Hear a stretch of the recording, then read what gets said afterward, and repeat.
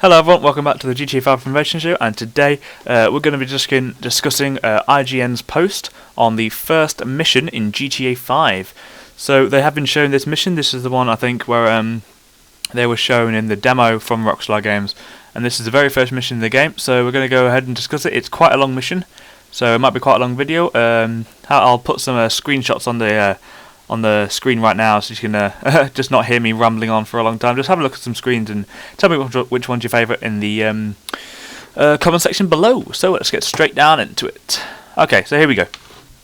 Michael is the first to be introduced, sitting next to the pool on the terrace of his grand mansion. He's an ex-gangster who made his money and is now working with the government under a witness protection scheme. He enjoys the finer things in life, and there's a fewer things more luxurious than his sprawling home, with stunning vistas across the city, tennis courts, and a plasma TV. So it will put most multiplex cinemas to shame. Works of art adorn the walls, and expensive furniture is dotted throughout every room. But Michael's life isn't without problems. His relationship with his wife is evidently beyond repair, and the only words they share when they pass in the hallway are expletives. Before she barges through the front door, takes the sports car and skids off into the distance, no doubt heading to the nearest mall to spend even more of Michael's money on overpriced tat. Elsewhere in the house, one of Michael's daughters is playing a rhythm action game and barely acknowledges his presence when he walks in the room. Despite appearances, life is not all that sweet. Back to the demo, Michael heads over to the garage and climbs on his mountain bike to cycle to a meetup with Trevor and Franklin. It's a brief trip along the affluent streets of Rockford Hills, one that's soundtracked by a click-clacking of dozen water sprinklers, each soaking a perfectly manicured lawn. Los Santos has a very different vibe compared to Liberty City. It's more open, less claustrophobic, and feels more relaxed, even though it's just as busy, if not more so. Indeed, Rockstar claims GTA 5 has twice the number of types of pedestrian going about their business in the game, which we hope to make a much more vibrant environment to explore. Even the cops are more prevalent, and when we switch over to Franklin, his drive through Los Santos is interrupted by the shrieking of police sirens in the distance, shortly followed by three cop interceptors cutting through traffic in pursuit of an unseen felony. Obviously, we're all used to feeling the heat on our backs when we've broken the law in the previous GTA games, but the presence of the boys in blue feels much more evident in everyday life in GTA 5. As for Franklin, his methods of getting up to the meetup with Michael is far more sophisticated than riding a mountain bike. He's a repo man working for an Armenian luxury car dealership, so his car for the day is the Grand Theft Auto's equivalent of an Audi R8 Spider, the 9F. It's a beast of a machine, and it's the first time convertible cars have been properly realised in GTA. It may not sound like much, but the moment you climb inside and the roof pops down, you cannot help but smile. Sure, it's a tiny detail, but it's things like this bring the world to GTA to life, and GTA 5 is bursting with such moments. It's also here we're treated to a glimpse of one of the game's many dynamic events. Like the dynamic events in Red Dead Redemption, these aren't side missions per se, although GTA 5 is packed with these too, such as assassination missions, but procedural moments that you either get involved with or ignore. As Franklin waits in a parking lot, a grumpy security van pulls up. It's begging to be stolen, but do you strike now, dragging the driver out of the van with attempting to escape through the jam-packed streets of the city, or do you tail it and wait until you find a quiet intersection where there are a few prying eyes? Either way, successfully pull off the robbery and the cash is yours. And according to Rockstar, there will be far more ways to spend your hard-earned cash than in GTA 4. For this purposes of the demo, Franklin leaves a security truck well alone, which leaves us with Trevor, the most colourful of GTA 5's protagonists and arguably the most psychopathic lead ever to appear in the series. His introduction is one you'll never forget. The camera begins up close on his contorted face before pulling back to reveal the complete picture. Trevor squatting on a stinking toilet in his beaten-up trailer, squeezing out what can only be described as the mother of all turds. Oh god, that's great. Yanking up his trousers without wiping. His mother would be appalled.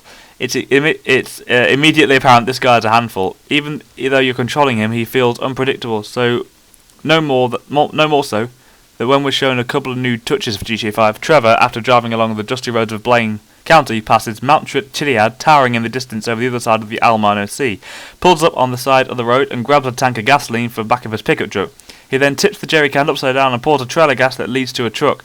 One strike of the match later and boom! Fire engulfs the vehicle while Trevor stands back and admires his handiwork. As the rubber from the tyres burns fiercely, thick black smoke spewing into the sky, we're left wondering how many other neat touches like this there are in the game, and how many players will use such freedom to create almost a limitless collection of tools of destruction. Then again, anything in Trevor hands can be possible cause of awful lot of damage. The question is, what's this guy like and when you're not in control of him? By now it's common knowledge that you can freely swap between GTA 5's 3 leads, and that while you're not directly controlling them, the other two will happily go about their everyday business. But in Trevor's case, on the evidence provided, this is one guy you want to keep on a short leash. Switching between characters is fast and effortless. An on-screen menu displays which characters are available. One might not be, especially if you're in mission.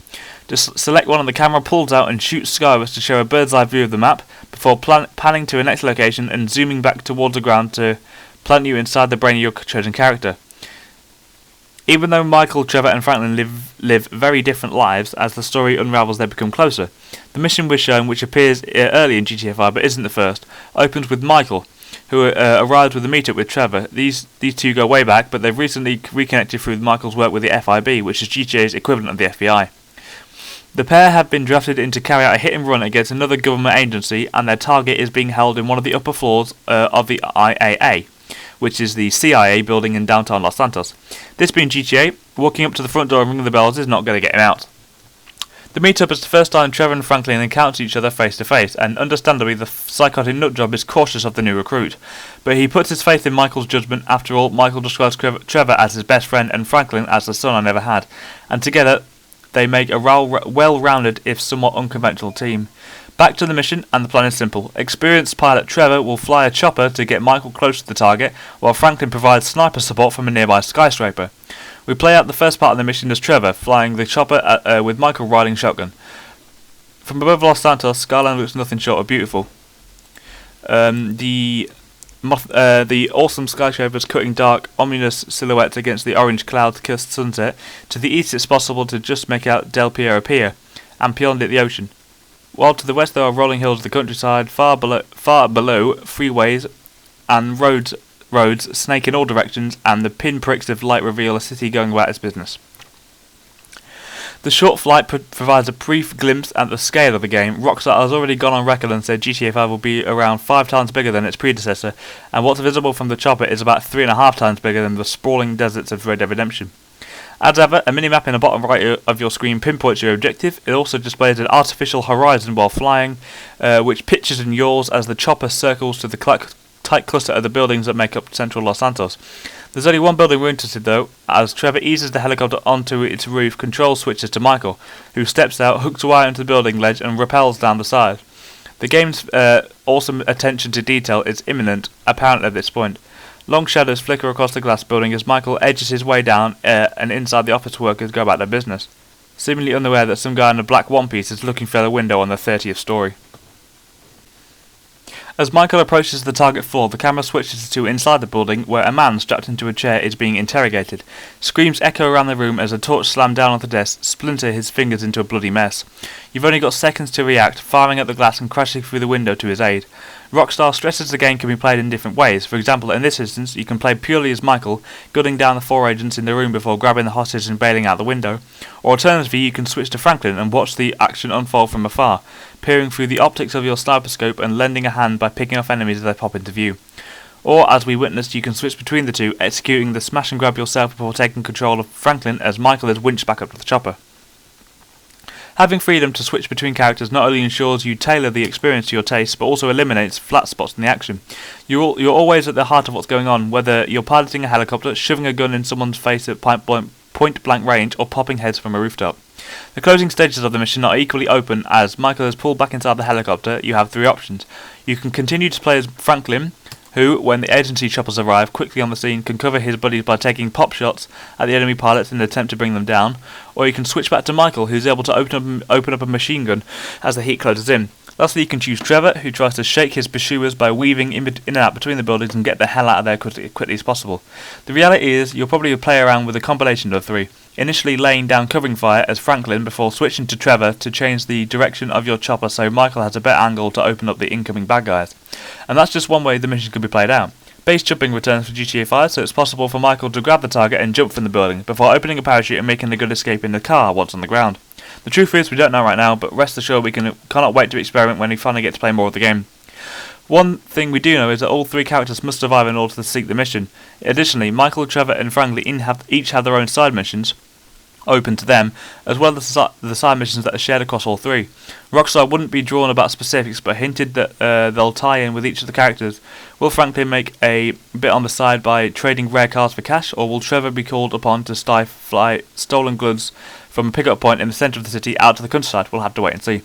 Also, while Rockstar is not talking about multiplayer yet, it's certainly a key focus, and 3 characters set up does not mean that some missions would lend themselves perfectly to co-op. It's unlikely that the entire story will be playable in co-op. Rockstar has said as much, but planning and eventually takes part in a huge heist alongside your best mates is something I personally hoped for. And that's what's particularly exciting about GTA 5. From the briefest of glimpses, we can already tell the city of Los Santos is a fine place we want to spend more time in, and getting to know Michael, Trevor and Franklin better is something we cannot wait to do. There are questions that still need answering. Has the combat been refined or completely overhauled? And more importantly, does the inclusion of 3 characters mean there's far more replay value, or does the story always follow the same path? One thing's for sure though, the most exciting aspect of GTA 5 is not just the way it promises to shake up the open world genre, but also the freedom and flexibility it promises. Tackling the same mission in different ways has always been a hallmark of the series. Carrying out chase missions in Vice City in a Hunter helicopter is one of my fondest GTA memories, but it's never been truer than it is here. What's more, if a pedestrian fetch requests are really that thing of the past, and the promise of a consistently up-tempo yet satisfying deep cover story is delivered upon, GTA 5 could be the benchmark by which all of the games will be judged against. Okay, so that's the first mission. I'll put the screenshots that IGN provided in the description to lead you to this text that I've just read, and also the screenshots that appear in the first mission as the mountain bike when you're meeting Franklin. We've got the pier, which is where they first meet Franklin. We've got the pickup truck burning after Trevor experiments with the jerry can of gasoline. We've also got where the 3 people meet up for the first time. We've got where you're playing as Michael as you fire at the helicopters inside the chopper. And that's about it, guys. So I hope you enjoyed this video, guys. It's quite a long video, I know. Thanks for sticking with me. But I hope you enjoyed it. Please like, comment and subscribe, and I'll be posting loads more GTA 5 information very shortly. So thanks a lot for watching, and I'll see you in my next one. Bye-bye.